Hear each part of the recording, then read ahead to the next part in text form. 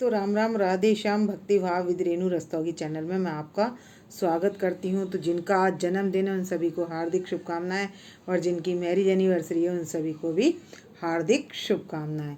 तो आशा करती हूँ कि आप सब कुशल मंगल होंगे। तो आप सभी को हमारे लड्डू गोपाल जी की सेवा पितृपक्ष में कैसे करनी है। तो पितृपक्ष में हमने अपने लड्डू गोपाल जी को डेली की तरह रोज उन्हें उठाना है। उठाने के बाद उनको आचमन कराना है, और आचमन करा के मुख शुद्धि करा के उनको जल पिलाना है। और जल पिलाने के बाद उनको हमने स्नान आदि कराकर चंदन वगैरह से और सुगंध पुष्प उनके पास अर्पित करके उनको तैयार कर इस तरीके से हमने बिठा लेना है। तो भक्तों, जैसे हम अपने ये हमारी राधा रानी और लड्डू गोपाल जी बाल स्वरूप हैं, तो जैसे हमारे अपने बच्चों को सबसे पहले हम तैयार करते हैं, ऐसे ही हम अपने सबसे पहले थोड़ा उस दिन हम थोड़ा जल्दी उठ जाएं। जिस दिन हमारे यहाँ श्राद्ध हो या कुछ हो, तो कुछ का मतलब है श्राद्ध हो या आपका कोई भी काम हो, तो ज़्यादा काम हो, तो इसलिए आप सुबह जल्दी उठ जाएं और स्वच्छ होकर सबसे पहले आप अपने लड्डू गोपाल जी को स्नान कराकर वस्त्र आदि धारण कराकर उनको पधार दें। और भक्तों, जैसे आजकल श्राद्ध के दिन चल रहे हैं, तो श्राद्ध में क्या करें। श्राद्ध में आप सुबह उठकर जो जल आप ले लें एक लोटे में, और उसमें डाल लें तिल। तो भक्तों, एक तांबे का आप लोटा ले लें और लोटे में डाल दें थोड़े से तिल। और तिल लेकर आप तुलसी के गमले में भी तर्पण कर सकते हैं और इसमें भी कर सकते हैं। तो इसमें लेंगे और हम इसमें तिल डाल देंगे, और तिल डालकर ये जल हम बाहर अपनी बालकोनी के बाहर, जो बालकोनी होती है उसमें हम इस जल को, या पौधों में इस जल को दे सकते हैं। और ये जल हमने सूर्य देव को देना है। तो इसमें मैंने चंदन भी, रोली भी लगा ली है, और इस जल में गुड़ डाल लें और रोली भी लगा लें।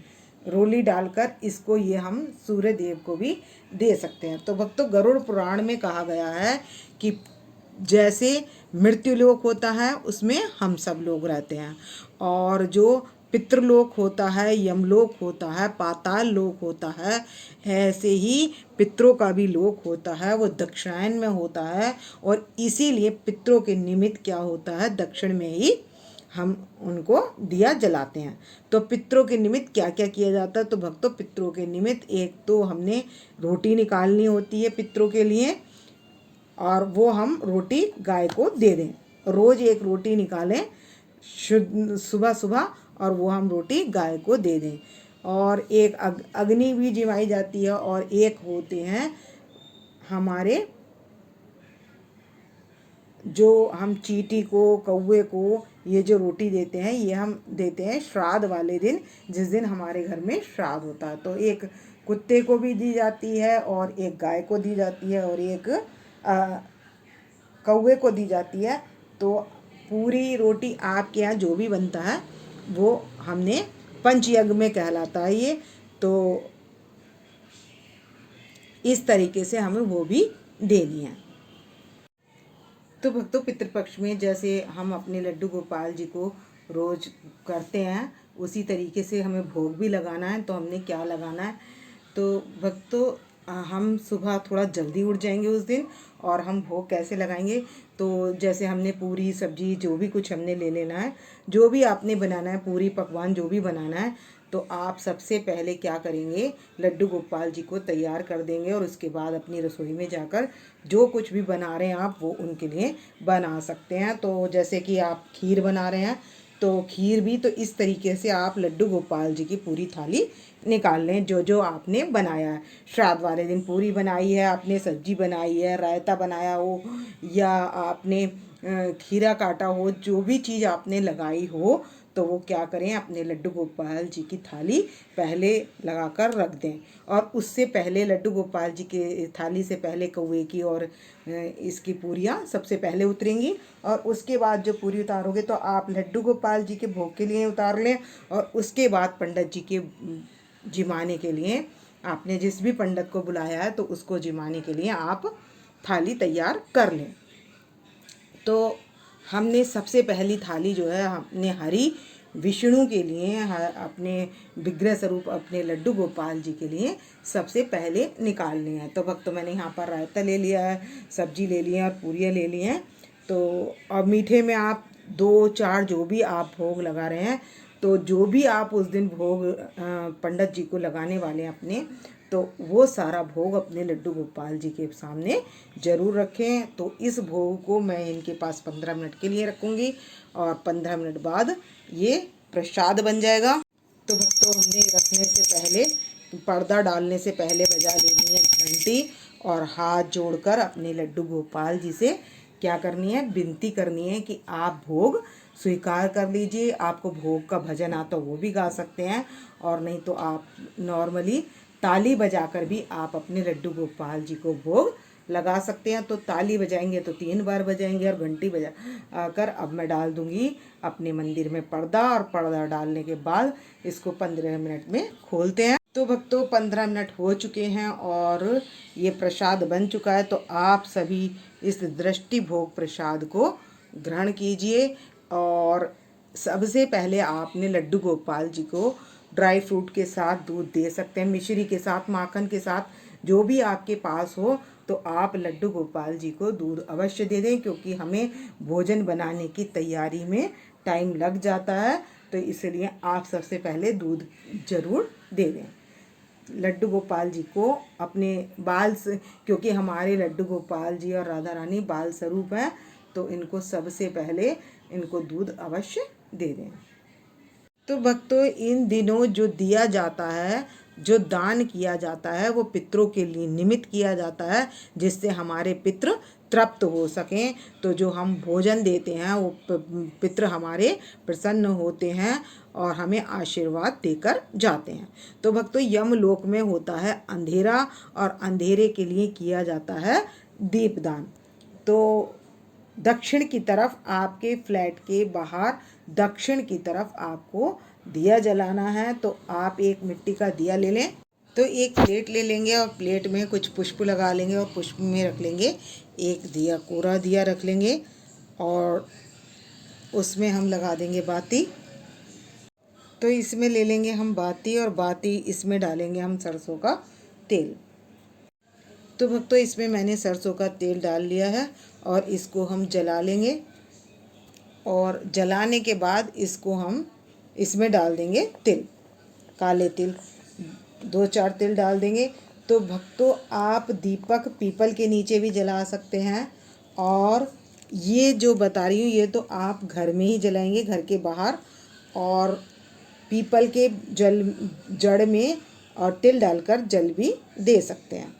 तो वो आजकल जो जल दिया जाता है वो पितरों के निमित्त दिया जाता है, जो श्राद्ध पक्ष में दिया जाता है वो पितरों के निमित्त दिया जाता है।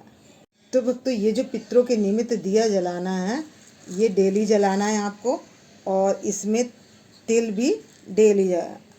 अब अगले दिन क्या करेंगे, जैसे आज के बाद अगले दिन रखना है, तो हम पत्र दूसरा ले सकते हैं, और इसको दिए को हम धो लेंगे, और धोकर फिर इसमें हम दीप बाती जला लेंगे। तो जो हमारे पितृ पक्ष के दिन हैं, जितने भी दिन हैं उतने दिन हम इसको इस तरीके से यूज़ कर सकते हैं। आप रोज़ नया दिया ना लें। तो जो ये अब आपने पितरों के लिए जला लिया है, तो इसे आप रोज़ जला सकते हैं, और ये रोज़ ही जलाना है। और ये जो रेड पुष्प है, ये हमने जो जल का लोटा है हमारा, इसमें हमने डाल लेना है। पितरों के लिए वाइट रेड पुष्पों से ही पूजा की जाती है, और वो सूर्य देव को चढ़ाए जाते हैं। तो और दूसरा, हम जैसे ये लड्डू गोपाल जी को साथ तुलसा जी का रखते हैं, तो तुलसा जी के पेड़ में भी श्राद्ध पक्ष का तर्पण किया जाता है, और इंद्र एकादशी भी इसी महीने में आती है। तो भक्तों जितने भी और महालक्ष्मी व्रत भी इस महीने में ही होता है। तो बड़े बड़े व्रत और चंद्रायण व्रत और जो है ये सारे व्रत भी इसी में आते हैं, इसी महीने में। तो ये पितृपक्षों में हम सारी पूजा पाठ कर सकते हैं। तो इसमें हमने क्या है, अपने लिए कोई भी वस्त्र, कोई भी नई वस्तु नहीं खरीदनी है। और एक बात और बता दूं कि हमने अपने लड्डू गोपाल जी के लिए भी नए वस्त्र नहीं खरीदने हैं और ना ही बनवाने हैं। तो मैंने तो पहले ही बनवा लिए हैं, या तो आप नवरात्रों में बनवाएं तो, या आप पहले बनवाए हों तो ठीक है, नहीं तो आप नवरात्रों में भी ला सकते हैं। तो ये दिया हम अपने फ्लैट के आगे पितरों के लिए जलाना है। और आपने जो अपने पितरों की जो हमारी फ़ोटो है वो मंदिर में नहीं रखनी है, वो अलग दक्षिणायन में रखनी है और उन पर भी सफ़ेद माला चढ़ानी है। तो आप सफ़ेद आर्टिफिशियल भी ला सकते हैं, क्योंकि आर्टिफिशियल खूब मिलती हैं, तो आप वो माला भी उनको चढ़ा सकते हैं। तो अपने पितरों के आगे नमस्कार भी हमने रोज़ करना है। तो इस तरीके से पितृपक्ष में आप अपने लड्डू गोपाल जी की सेवा कर सकते हैं। और ये कुछ नियम पितरों के थे तो मैंने वो भी बता दिए हैं, और मैंने भोग की विधि भी बता दी है कि आपको कैसे कैसे लगाना है। तो आपको यदि मेरी वीडियो पसंद आई हो तो प्लीज़ लाइक करें, सब्सक्राइब करें और शेयर करना ना भूलें। और कमेंट्स में आप हाजिरी लगा सकते हैं अपने लड्डू गोपाल जी और राधा रानी के लिए। और आज राधा रानी का श्रृंगार आप देख सकते हैं, और स्माइल भी हमारी राधा रानी की देख सकते हैं, कितनी सुंदर लग रही है हमारी राधा रानी। तो आप कमेंट्स करके बताएं कि आपको इनका श्रृंगार कैसा लगा। तो भक्तों, मिलते हैं नेक्स्ट वीडियो में। भक्तों, राम राम, राधे श्याम। तो भक्तों, आप यदि पत्र पर रख रहे हैं इस तरीके से, तो बिना प्लेट के भी रख सकते हैं। पत्र पर भी आप दीपक जला सकते हैं। कोई भी पत्र हो दीपक के साइज़ का, तो आप वो भी ले सकते हैं। तो भक्तों, इस तरीके से आपने दिया डेली जला। तो भक्तों, आप अपने पितरों के लिए ओम पितृभ्य नमः इस मंत्र का जाप भी कर सकते हैं। और यदि आप मंत्र का जाप नहीं कर सकते तो आप गीता का पाठ भी कर सकते हैं। तो हमारे ऐसा करने से हमारे पितरों को मोक्ष की प्राप्ति होती है। जो कष्ट भोग रहे होते हैं हमारे पितृ, तो उन्हें मोक्ष की प्राप्ति होती है। तो आप चाहें तो गीता पढ़ लें या इस मंत्र का जाप कर लें 5 मिनट रोज़।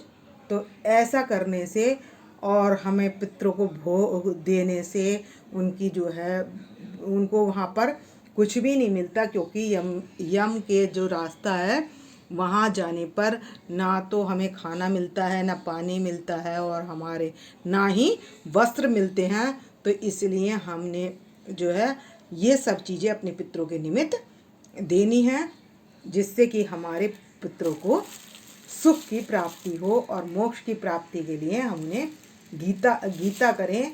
और राधा नाम का भी आप जाप कर सकते हैं, हरि नाम का जाप भी कर सकते हैं, वो आपकी इच्छा है। तो आपको जो सुलभ हो, आप मैंने कई तरीके बता दिए, तो आप इस तरीके से भी कर सकते हैं। तो भक्तों, 18 तारीख की पूर्णिमा का पहला श्राद्ध और 2 तारीख की मावस है। तो मावस का अंतिम श्राद्ध होगा, मतलब आखिरी श्राद्ध। तो आपको ये दिया तब तक जलाना है। तो ये प्रक्रिया जो मैंने बताई है वो आपको तब तक करनी है। और 3 तारीख से हमारे नवरात्रे शुरू हो रहे हैं। तो भक्तों, गौ को 1 रोटी रोज़ देनी है। तो इस वीडियो का करूँगी मैं यहीं पर एंड। यदि आपको मेरी वीडियो पसंद आए तो प्लीज़ लाइक करें, सब्सक्राइब करें और शेयर करना ना भूलें। भक्तों, राम राम, राधे श्याम। तो मिलते हैं नेक्स्ट वीडियो में।